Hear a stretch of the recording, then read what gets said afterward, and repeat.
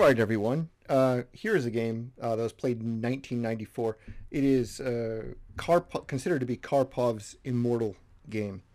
And Karpov was playing against Topalov, Vasilin Topalov. And it was the 12th annual Linares Super Tournament held between February 23rd to March 14th in 1994. And it was the first Category 18 event ever held. It was 14 of the world's best players, including both world champions, competed in a round-robin format. I say both world champions because at that time there was a separation of world champions, and so there were two at the time. And the participants were, in order of ELO, Garry Kasparov, rated 2805 at the time, Anatoly Karpov, 2740, Alexei Shirov, 2715, Viswanathan Anand, 2715, Vladimir Kramnik, 2710, Vasily Ivanchuk, 2710, Geta Kamsky, remember him, 2695, Boris Gelfand, 2685, Evgeny Buriev, 2685, Alexander Belyavsky, 2650, Vasilin Topalov, 2640. He was only 2640 at the time. Judith Polgar was in this competition. She was rated 2630. Joel Lautier, 2625. And Miguel Iliesquez Cordoba was rated 2590. So it's a very strong competition at the time. And when asked about the strength of the tournament, Kasparov famously stated that the winner could consider himself the world champion of tournament chess. And ironically, it was to be Karpov, his longtime rival, who would be the man of destiny, culminating in the greatest tournament, greatest single tournament performance of all time. So Karpov has that record of the greatest single tournament performance of all time. Karpov won the whole ball of wax, undefeated, with an astonishing 11 out of 13 score. And here Anatoly Karpov was playing against Vasilin Topalov. So Karpov was playing the white pieces, and he opened with d4. Knight f6 was played, c4, c5, knight f3, c takes d4, knight takes d4. And this is the, it starts off as the English opening, symmetrical, and it turns into the anti-Benoni variation, or the Spielmann defense. e6 was played here, g3, knight c6, bishop g2, bishop c5. These are all book moves. Knight goes to b3, attacking the bishop. Bishop drops back to e7. The bishop could have also dropped back to b6. That would have been fine. Knight c3, castles, d6, bishop f4. Knight goes to h5, attacking the bishop. Karpov just ignores this attack on his bishop and continues some developing moves here. He plays e3. The knight does take the bishop on f4. E takes back. Bishop d7, another developing move. Queen goes to d2. And this is an interesting position. I mean, look, Karpov gave up the two center pawns here, which he plans on, eventually moving his rooks to the d and the e files here and trying to force something forward. He does have this really strong bishop on g2, cutting through the board. Queen to b8 was played here. Rook f to e1. And now g6. G6 is a mistake. Normally when you have your pawn on either e6 or e5 here, you don't want to play g6. It's usually a mistake. Not always, but usually a mistake. It's just too weakening because you have this very weak now square on f6. And you also have this very weak square on h6. And although white no longer has his dark square bishop, it's still a weakening move to play g6 here, and probably unnecessary. Yeah, if Topalov can get his bishop in here, turn it into a dragon bishop, maybe he'll have a little bit more defense on his king side, but it's probably not a good move to play g6 here. Better would have been maybe just a5, and then a4 could have been played to blunt that pawn moving forward, and then rook to d8, something like this. So g6 was played, and this turns out, as you'll see later on in the game, to be a weakness. Hold on 1 minute. Okay, I'm back. I had to go get the door. So let's see here. So where were we? Okay, so h4 was played in response. a6, h5. Uh, Karpov's idea is to exploit this pawn being moved to g6 here and attack it immediately. b5 was played.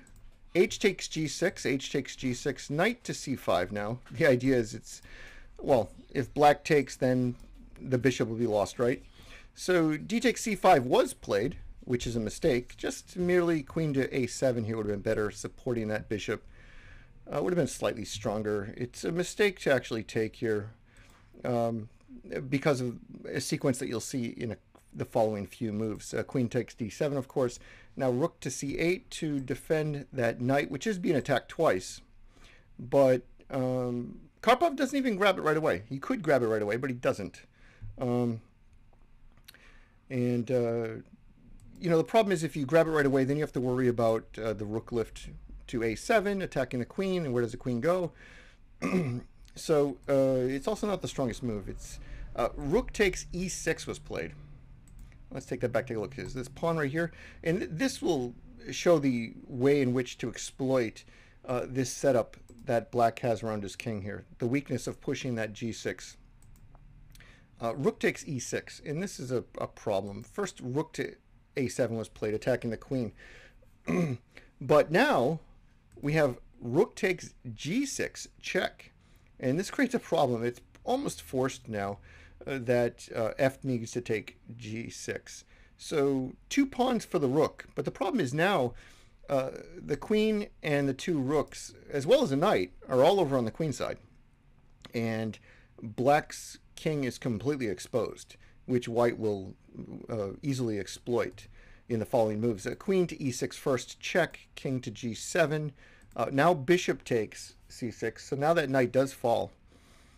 And rook to d8 here, c takes b5, bishop to f6. He's trying to bring some protection to his king side, but it's going to be difficult to do so. Now knight to e4, doubly attacking that bishop, and now bishop goes to d4, being protected by the pawn, and possibly putting some pressure against the f2 pawn. So now b takes a6, queen to b6, rook to d1, and now queen to a6 was played. And this is a mistake. It's an inaccuracy. Rook to f8 may have been needed here to add some more defense to this f6 square. Because, well, what's planned here is the following move. Rook takes d4, removing that bishop from the defense of f6. So now after rook takes, queen jumps into f6 check, and the following series of moves puts the black king in a very awkward position. King to g8, queen takes g6 check, king to f8, queen to e8 check, king to g7, queen to e5 check, king to g8. And here Karpov makes a blunder. He doesn't make the best move. He plays knight to f6. It ends up working out for him, but it was definitely not the strongest move. The strongest move would have been, with a series of moves, the king could have been forced into more vulnerable, the black king, that is, in a more vulnerable position. And I'll just show you real quick, for example. It's a lot of moves, but we'll do it real quick. Queen to e6 here would have been better. And then king to g7, queen f6 check, king h7. And watch the series of moves of how the king is forced into a more vulnerable position. Queen to h6, and a lot of these are kind of forced. Queen to g6, king f8, queen to h6, king g8. Now knight to f6 check, king to f7, knight to h5. Rook to d1 check, big deal. The king goes to h2, not to g2, because then the queen could come in and threaten at least a perpetual here. Here that doesn't exist with the king on h2 now, so queen takes c6 is actually the best move here, because there's a threat of mate. And of course, if the queen takes on c6, then the queen will take back, and well, white's just up a tremendous amount of material here, and we don't need to go over the game from here. The reason that the queen's best move is actually queen takes c6 here is because there's a mate threat, right? If black just makes a move like queen to f1, for example, it doesn't matter what move black makes, the series of moves will mate. Queen to g7 check, king to e6, now queen to f6 is checkmate. So white's actually, with this setup now, is threatening checkmate, and there's no way that black can stop it except for queen takes c6. But you know, after the queen takes back the queen, it's an easily winning game for white. So let's get back to our game. So that's why knight to f6 was a blunder. King to f7 was the response. Now bishop to e8 check, king to f8, queen takes c5 check, and the queen blocks, queen d6. But this leads to queen takes a7, queen takes f6, and bishop to h5, rook to d2, hoping to get some checkmating ideas here with that pawn on f2. But I mean, the queen is protecting it right now, and the king can easily, you know, jump to g2 and be protected by the bishop jumping back to f3. It's not an issue. b3 was played here, though a4 could have been played immediately. b3 was played, rook to b2, and Karpov played king to g2, and here Topalov resigned the game. And the reason he resigned the game was, well, I mean, there's 5 pawns in a bishop versus in a queen versus a queen in a rook. So basically, it's a bishop and 5 pawns versus a rook, and this is an easily winning game. It's a lot of moves, sure, but yeah, heck, let's just go over a few moves here and should give you an idea of how the game could have progressed, how white could have moved forward from this position.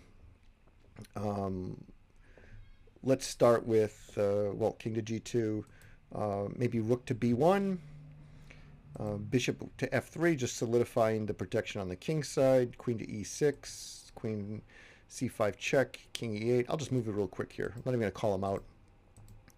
Let's just make some moves here and show how things could have progressed.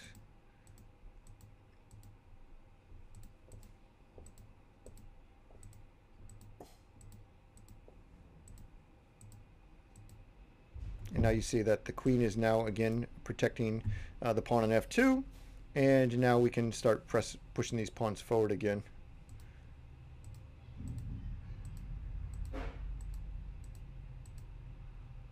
And here's a mate in a couple of moves. Yeah, you can just, you know, you can make it a queen or a bishop, it doesn't matter. It's going to be forced, the king is going to have to take. And here we got mate in a couple of moves. Queen to f6 first, king to e8, bishop c6 check is mate. So yeah, beautiful. That's an easy way to win the game. Yeah, it's a few moves, but someone at the level of Karpov would be able to do that quite easily, and Topalov knew this as well, and that's why he resigned. Thanks a lot for watching. This was actually a game that was requested by someone in the comment section, and I happily obliged. So